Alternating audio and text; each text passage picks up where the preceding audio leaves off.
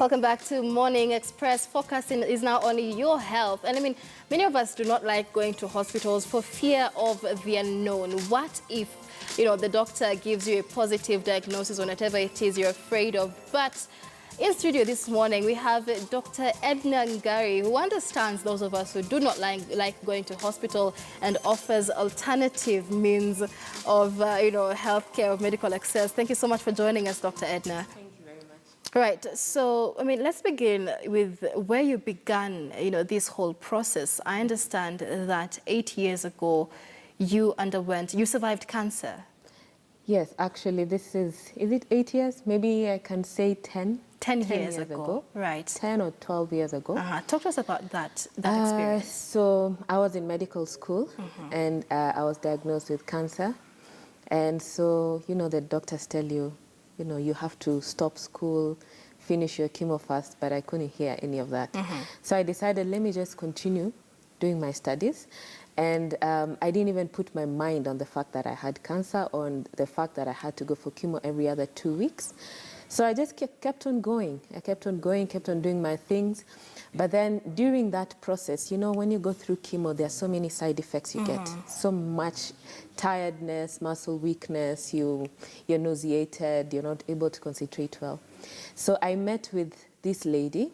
She does some, they call them medical missionaries. So they do some detox or they give you something to take. So I used to do my chemo together with detox. Right. I used to juice. I do a lot of juicing. I do a lot of herbs. I do massages. I go like every 1 week I'm doing chemo, the next week I'm doing massages and all that. And it kept me going. So I used to drink a lot of water and I'd walk around and no one would even know what's going on with me. So that was the first instance. And my mind was set. My mind was set that this is something that is like malaria, And let's not forget that this was what stage cancer? It was stage 3B. 3B at the time, and that's pretty advanced. Yeah, that's quite advanced. So, but my mind was clear. My mind was clear that this is something that is I'm going to get over it. And I did. And then, unfortunately, the next year again, I got a relapse. But now this time my mind was not ready for it. And I was saying, what is this? Can I really go through this again? And I went through another chemo again. It was more powerful. The medicine is usually stronger when you have a second time. Right. And it could weigh me down. It really weighed me down. I'd go to the laboratory. I'd faint along the way.